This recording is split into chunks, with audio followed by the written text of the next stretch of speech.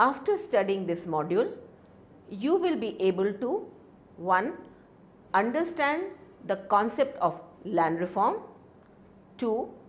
Analyze the rationale behind land reforms, 3.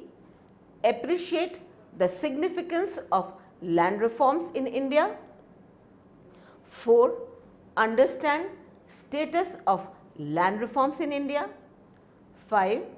Analyze the causes and effects of land reforms in India, and lastly, appreciate why land reforms in India are still an unfinished agenda. Let us now begin with understanding the concept of land reform. Land tenure system is the most vital institution which governs the use of land for any agriculture related economically productive pursuit. It relates to two aspects. Firstly, the traditional or legal rights an individuals or a group of individuals have on land, and secondly, the social relationships among the rural population that emerges from such land rights. In simple words, land reforms mean change in land tenure system. Broadly speaking, land reform involves the fluctuations of laws, regulations or customs concerning regulation of ownership, operation, leasing, sales and inheritance of land.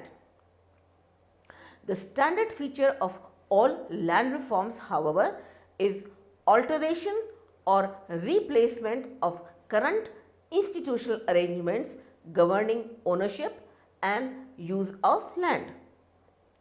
In India's concept, it involves not just replacing the older institutional arrangements, that is the zamindari system, but also reorganization of land holdings along with reform of ownership or tenurial rights.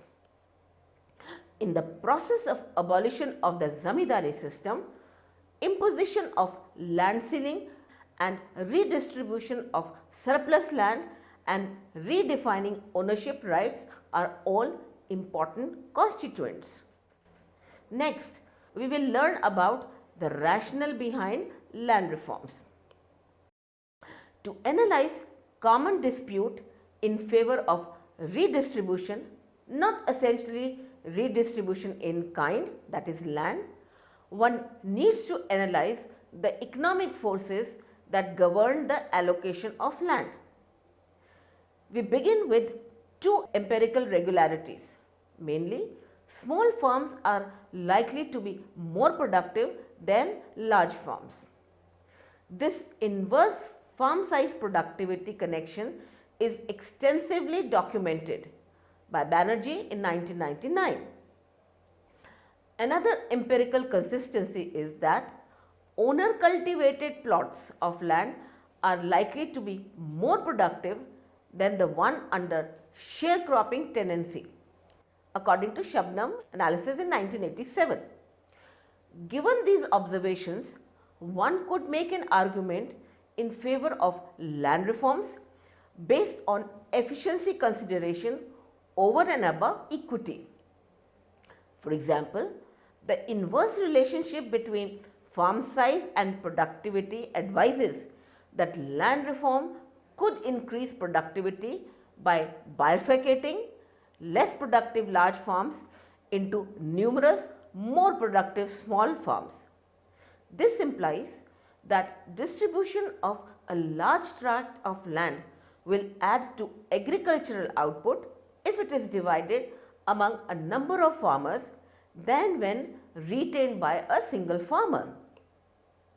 Also, lower productivity underneath sharecropping proposes that land reforms could advance productivity by altering sharecroppers into owner cultivators. For example, if a small farmer is more productive and a large farmer less productive, then the latter would be better off renting some land to the former. Likewise, if sharecropping is unproductive relative to owner cultivation, a landlord must sell the land to the sharecropper to make him an owner cultivator and get a share of the resulting productivity gains. For the sake of larger agriculture production, a piece of land, large or small, need to be used by an owner cultivator, and a large piece of land need to be divided among owner cultivators rather than being used by a single owner cultivator. A land tenure system must ensure production of small tracts of land by owner cultivators to generate maximum productivity. If this is not taking place, the answer lies in some frictions in the operation of land market or some other input relevant for agriculture production. It could be that the land market is operating in a way leading to productivity losses in agriculture. This implies that owner cultivator arrangement subsumes that leasing arrangement to the smaller farmer. There exists a perverse incentive to increase in agriculture output in both cases relating to large scale cultivation by an owner and cultivation by a tenant. While a large landowner uses hired labor which has a lower incentive to put in extra or even the needed effort. This is because he is not going to benefit from his extra effort due to a fixed wage contract with the owner. He may not even work as hard as he should to justify his wage. This is an example of a typical principal agent problem where there is a need to monitoring of the agent by the principal, which is costly. In the same way, a sharecropper efficiently encounters an income tax of 50% in the absence of tenancy legislation being 50:50 and certainly puts in a smaller amount of effort. However, it may be shown that it is not possible to get rid of the incentive problem by designing an appropriate contract leading to state intervention by bringing in new regulations related to ownership and use of land. Apart from perverse incentives, there exists an issue relating to difficulty in monitoring. Some inputs, for instance effort, care and maintenance of land, are intrinsically difficult to monitor. Therefore, unless the party that is providing these inputs are full residual applicants, that is maintain 100% of the profits, they will undersupply these inputs, resulting in lower production. Such a contract may be offered by the owner when he offers the land permanently for a price or temporarily for an amount of annual rent. Thus, it might not be in the landlord's interest to ensure so. However, such a scenario in which the landowner gets a fixed price once for all or annually will produce an efficient contractual arrangement. Given the scarcity of land, the landlord would like to sell his land at a price which cannot be paid by the tenants due to their acute poverty. Neither they will be capable to pay this rent upfront or guarantee to pay it regardless of whether the output is high or low. He may be able to pay a guaranteed fixed rent of an amount much less than asked by the landowner. It is in the landlord's interest then to request for a share of output despite the fact that it would decrease effort since he gets a greater expected rent.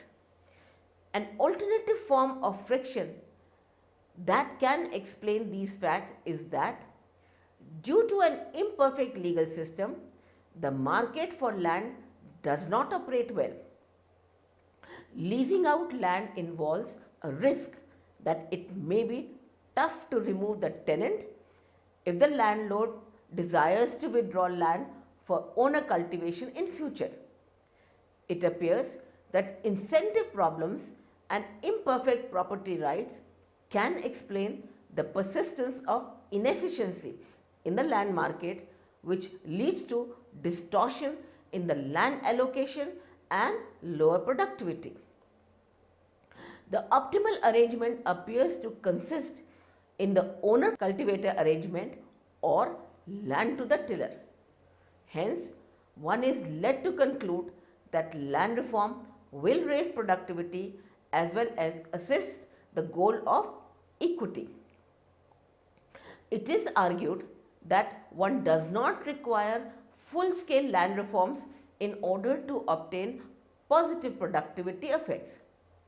Any strategy that reduces the capability of landowners to extract rents will increase efficacy even if they fall short of land reforms. These consist of policies that upsurge the wealth or income of the rural poor or their negotiating power vis-a-vis the landowners. Though some of these approaches, such as regulation of tenancy, may have a negative influence from the opinion of decreasing the inducement of landowners to lease out land. To sum up, a policy of direct intervention of the state in the land allocation can be rationalized on the basis of imperfect property rights and thin market for land sales and rental. This would typically require a mixture of redefining property rights in land and redistribution of land in favor of the tiller.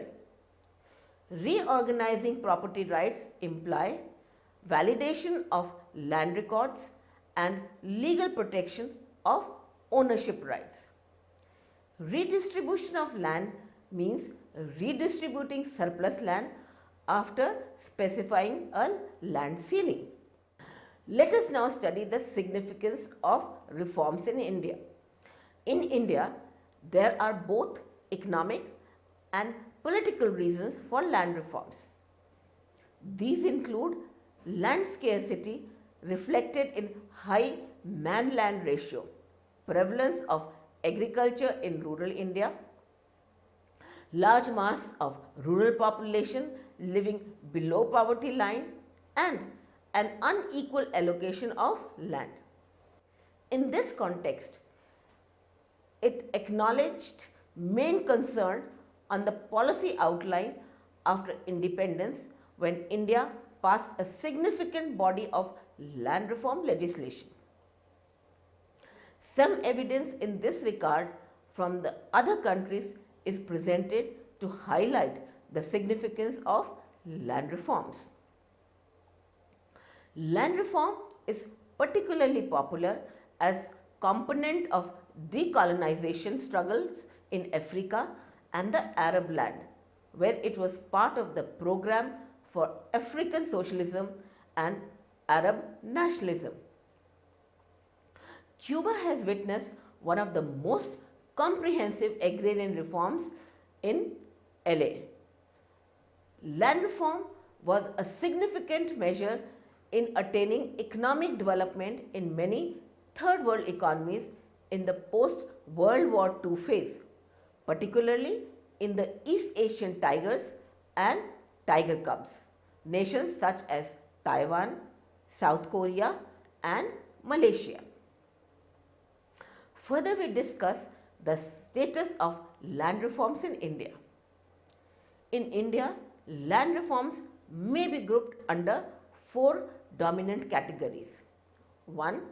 Abolition of zamindari, that is intermediaries, erstwhile rent collectors under the pre-independence land revenue system. 2. Tenancy regulations, that is designed to enhance the contractual terms encountered by tenants relating to crop shares and security of tenure. 3. A ceiling on land holdings, that is with the objective of redistribution of surplus land to the landless. And lastly, steps to combine unequal land holdings. Elimination of intermediaries is usually agreed to be one element of land reform that has been comparatively effective. The achievement in terms of the other components is diverse and varies across states and over time. A list of significant land reforms acts have been provided in Besley and Burgess 2000. Landowners naturally resisted the implementation of these reforms. They directly used their political influence and used several methods of evasion and coercion. They were found to register their own land under the names of different relatives in order to bypass the ceiling. They shuffled tenants around different plots of land so as to prevent them from acquiring incumbency rights stipulated in the tenancy law. It has been claimed that the success of land reform has been determined by the political will of specific state administrations. The notable achievers being the left-wing administration in Kerala and West Bengal. Next, we analyze the causes and effects of land reforms in India. Context with help of two significant empirical issues. One relates to the influence of land reform on productivity and poverty, and the other one relates to the factors that derive success of land reforms. These are interrelated questions. Clearly, the factors that affect the success of land reforms are also expected to impact productivity and poverty. For instance, if a left-wing administration comes in authority, as it did in Kerala and West Bengal, it will perform land reforms more keenly and also execute further reforms. For example, endowing local governments that may exert a direct effect on productivity and poverty. The task is to segregate the influence of land reforms on productivity and poverty in presence of other factors. Let us start by answering the second question first. What drives the success of land reforms? It is because it is more basic question than the other. After all, cause of a phenomena must precede its effect. Besley and Burgess in 2000 found that political factors had a noteworthy effect on land reforms. Particularly, Congress administrations had an undesirable effect on the passing of land reform legislation, especially tenancy reforms. In contrast to it, left-wing administrations had a significant positive effect. Besley and Burgess used these political variables as tools for their land reform measure to acknowledge the apprehensions that land reform is endogenous and could be driven by factors that also affect the dependent variables of interest. Corning and Robinson in 2005 pursued further the investigation of causes of land reform and observed that after controlling for the other variables together with the state and year effects, the probability of reforms increases when land inequality is higher and where peasants have larger political power. Bardhan and Mukherjee in 2005 studied village level data from West Bengal and found that land reform activity is highest where left-wing parties hold a larger number of seats in the state legislature, and interestingly, where they faced greater political competition. Summing up, land reform is distinctly driven by political factors. One important component is the power of left-wing parties in the state. We may think of the support for left-wing parties as demand for land reform. The supply of land reform appears to depend on the electoral success of left-wing parties, along with how tight the electoral competition is. Now we look at the literature which analyzes the impact of land reforms on productivity and poverty, irrespective of political regimes. Besley and Burgess in 2000 used state level data relating to 16 major states of India from 1958 to 1992 to identify the effect of land reform on productivity and poverty. A cumulative variable aggregating the number of legislative reforms to date in any specific state was constructed in the study. They controlled for state and year fixed effects and found that fluctuations in economic policies had a negative and important influence on poverty. According to them, this is due primarily to the tenancy reforms component and land reform, which apparently had a negative effect on agriculture productivity. This suggests an equity efficiency trade-off not in line with the rationale behind land reforms outlined in an earlier section and contradicts the empirical regularities talked of in an earlier section above. Abolition of intermediaries reduced poverty without any effect on productivity. Imposing a ceiling on land holdings did not appear to have had much effect on either poverty or productivity. Land consolidation had a positive effect on productivity without having any effect on poverty. A significant contribution of the study is that it demonstrated varying impact of different aspects of land reform on poverty and productivity. A major limitation of the previous study relates to the use of land reform legislation as the measure of land reform and not its implementation, because there exists acknowledged gap between the two.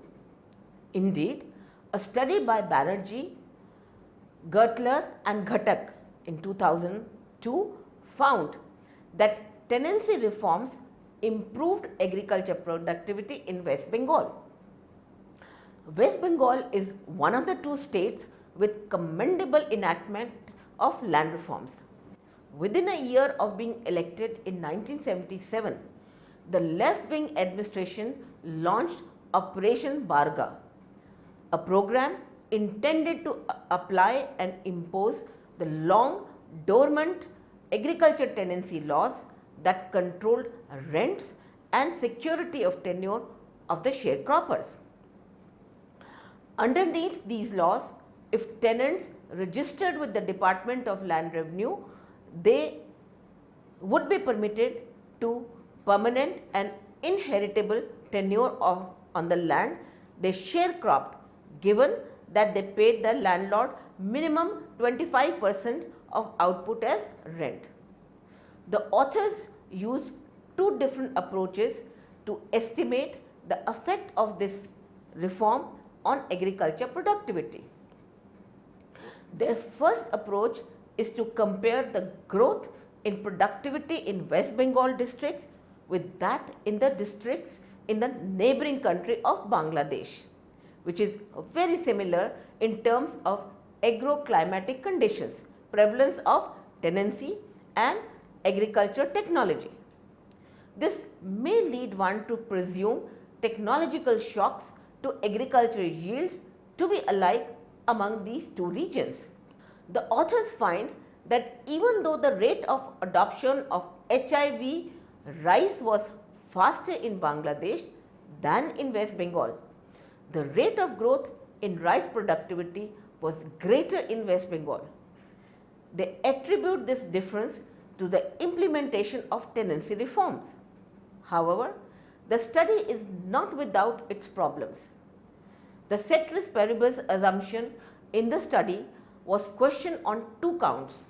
First, change in the method of data collection relating to agriculture production in West Bengal under the new regime, and secondly, other policy reforms including decentralization of public works program in West Bengal.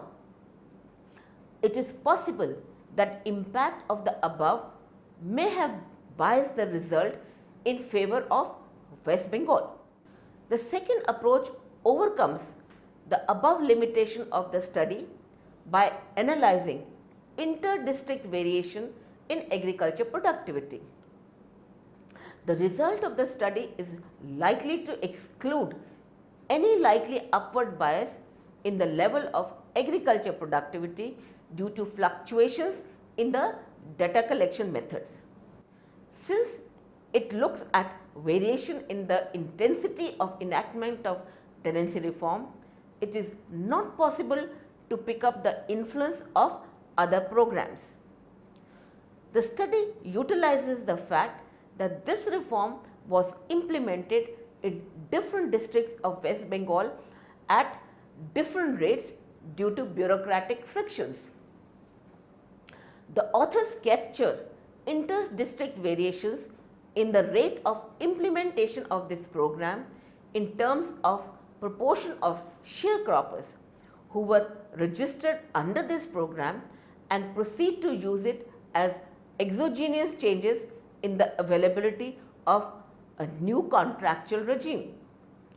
Districts that received the program earlier are the treatment districts, and the districts that received it later are the control districts. The resulting changes in productivity are attributed to the reform after controlling for a number of other policy and economic variables. This approach provides similar results and suggested that tenancy reform did have a positive effect on agriculture productivity. To recapitulate, it appears that tenancy reform had a direct and positive effect on tenants who were directly affected by it, but the indirect effects of this reform on the rural land market as a whole are obscure. The studies discussed above could not distinguish between the direct and indirect effects of land reform, pointing out to the relevance of micro level studies in this area. Let us now understand land reforms in India, an unfinished agenda. Draft National Land Reform Policy was put in public domain on 24th July 2013. It is a draft of a bill that the Congress government intended to introduce in the Parliament. The draft needs to be debated widely. It ignores the fact that many states are sitting on the land which has been appropriated from those with more than the ceiling and which has not been distributed to the landlords due to vested interest seeking to preserve the political and economic status quo. The other reality it ignores is that it is very difficult for any government to identify who owns how much land. So it is hard to enforce ceilings or identify the genuinely landless. The fundamental reason is the sorry state of land records. Registration of tenants is fraught with the same difficulties.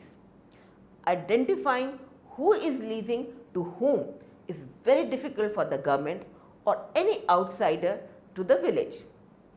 Attempts to enforce tenancy registration ends up in driving most tenancy underground.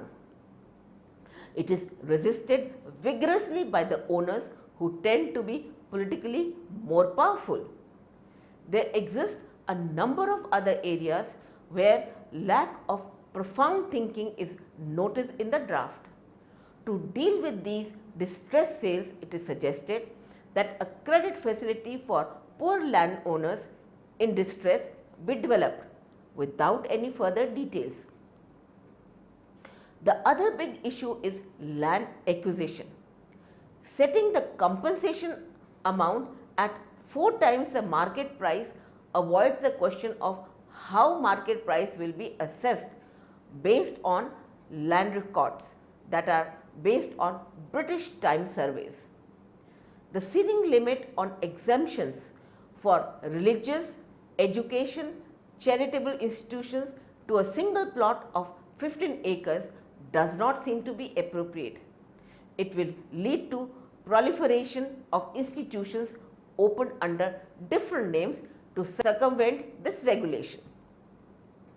While genuine charitable and educational institutions will be stymied, the important issue of consolidation of land holdings has missed attention in the draft. There is a huge demand from landowners for consolidation as the fragmentation of properties is now widespread, with individual parcels too small to be economically viable. Government can promote consolidation of land by helping owners with fragmented plots to exchange holdings. This is one area where there will be little or no political resistance, as it ends up in a win-win for everyone. Let us now summarize what we have learned in this module. Land reform involves the changing of laws, regulations or customs regarding regulation of ownership, operation, leasing, sales and inheritance of land. 2. It appears that incentive problems and imperfect property rights can explain the persistence of inefficiency in the land market, leading to distortions in the allocation of land resulting in productivity losses. Hence, one is led to conclude that land reform will raise productivity as well as serve the goal of equity. Third, to sum up, a direct intervention in the land allocation method may be rationalized on the basis of 2 imperfect property rights and thin market for land sales and rental. This would typically require a combination of reforming property rights in land and redistribution. Reforming property rights imply formalization of land records and legal protection of ownership rights. Redistribution of land means reallocating surplus land after specifying a land ceiling. Fourthly, land reform legislation in India may be grouped under 4 dominant categories. Elimination of intermediaries is generally agreed to be one component of land reforms that has been comparatively fruitful. The achievements with regard to other constituents is mixed and differs across states and over time. It appears that tenancy reforms had an optimistic influence on tenants, which were directly affected by it, but the indirect effect of these reforms on the rural land market as a whole are obscure. Draft National Land Reform Policy was put in public domain on 24th July 2013. It is a draft of a bill that the then government planned to present in the parliament. There are major limitations of the draft and needs to be debated widely.